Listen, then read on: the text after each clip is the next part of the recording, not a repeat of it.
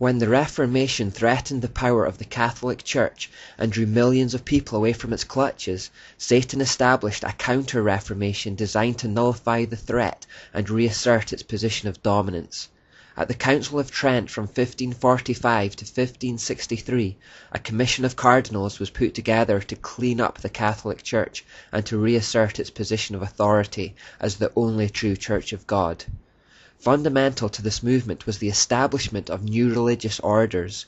The most famous order to be created at this time, and the one that has gone on to become the largest in the world, was the Society of Jesus, or as they are more commonly known, the Jesuits.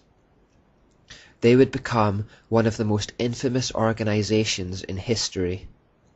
It's important we explore the Jesuits because it gives us deep insight into the mind and tactics of our enemy, but for that same reason I want to preface it with a warning that the next few parts will be dealing with some very twisted and evil themes. The founder of the Jesuits was a man called Don Inigo Lopez, who was born into an extremely wealthy family in the Basque region of Spain in 1491. He later changed his name to Ignatius Loyola.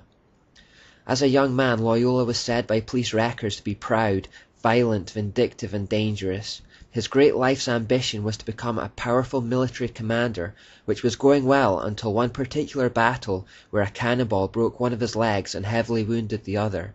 This event effectively ended his military ambitions. He was removed from the field of battle, underwent numerous painful surgical operations, and spent a long time in recovery. During this period, Loyola had a nervous breakdown as he struggled to come to terms with the end of his army career and the end of his life's ambition. In this fragile mental state, as he lay there with little else to occupy his mind, he began reading a number of fanciful religious texts about the works of the Catholic saints. Particularly inspired by the life of St. Francis of Assisi, he set out to emulate his deeds and those of others like him. He began to envision Jesus as a type of great military commander, and thought that although his physical army career was over, he could instead become a kind of general in Jesus' army instead, the goal of which would be to capture the world. Now as a cripple, he made his way across Spain to the mountains of Montserrat, where there was a Benedictine monastery. Within this monastery was a sacred goddess idol called the Black Virgin of Montserrat, which he stood before in vigil for 3 days. There he committed himself and his work to her. By doing so, he committed himself to the demonic goddess Asherah. From here, he decided that he would go to Jerusalem and conquer the Muslim world for Catholicism. His ambitions were halted, however, as Barcelona had the plague, and he was forced to stay in the small town of Manresa for 10 months instead. For those 10 months, he lived in a cave, torturing himself physically and mentally, until he began to have dreams and visions. Through these hallucinations he claimed that the secret doctrine of the Catholic Church was taught to him by a form in the air near him, and this form gave him much consolation because it was exceedingly beautiful. It somehow seemed to have the shape of a serpent and had many things that shone like eyes but were not eyes. He received much delight and consolation from gazing upon this object, but when the object vanished, he became disconsolate. Here we see the telltale signs of a demonic cave revelation, exactly like that which Muhammad experienced. More explicitly than Muhammad's encounter, the being came in the form of a serpent rather than an angel of light. Similar to Muhammad, Loyola found himself prone to depression after contact. After the 10-month period in the cave, Loyola proceeded to Jerusalem, where he approached the Franciscan monks. They told him to go home as they did not want any political trouble. It was upon his return to Spain that he started formal training by studying theology at various universities. At this time he, along with a small band of companions, also started making disciples of others.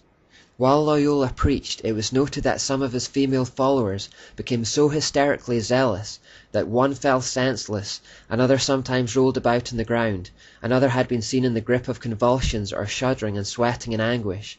Clearly demonic activity was at work following his cave experience and commitment to the demonic Asherah idol, and for the rest of his life he was known for having mystic powers. In the coming years he would be thrown into jail twice under the suspicion that he was a member of the Alumbrado, or as we know them, the Illuminati, and we'll discover more about them later. The description of people falling senseless and going into convulsions may remind you of scenes from Christian churches in recent times. To deal with that, I want to refer you to a 3-part series called Kundalini Warning, which I'll provide links for below. Please watch all the way to the end for a balanced opinion.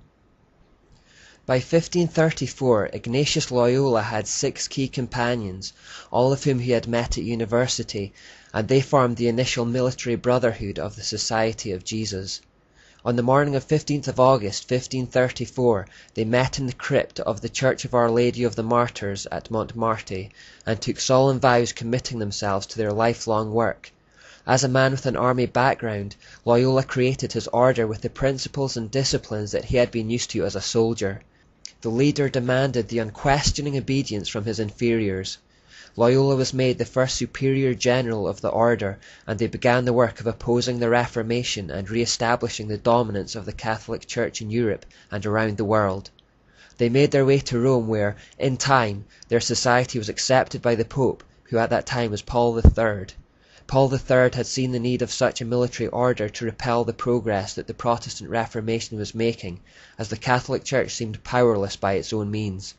The Pope invested in them the authority to excommunicate all who would hinder or who do not aid the society, to confer orders, preach and administer the sacraments, to change their general, to absolve heretics as well as imprison the excommunicate, to exercise episcopal functions, to confirm, exorcise, dispense, etc., to disguise themselves, to carry movable altars, give plenary indulgences, to live exempt, free from secular powers, taxes, as well as jurisdiction, authority, sentence, and command of any other ordinary delegate, judge, magistrate, from any search.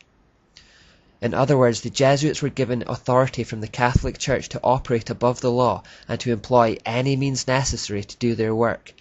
With this remit, in time, the Jesuits became the most prominent and powerful of Catholic weapons against the Reformation.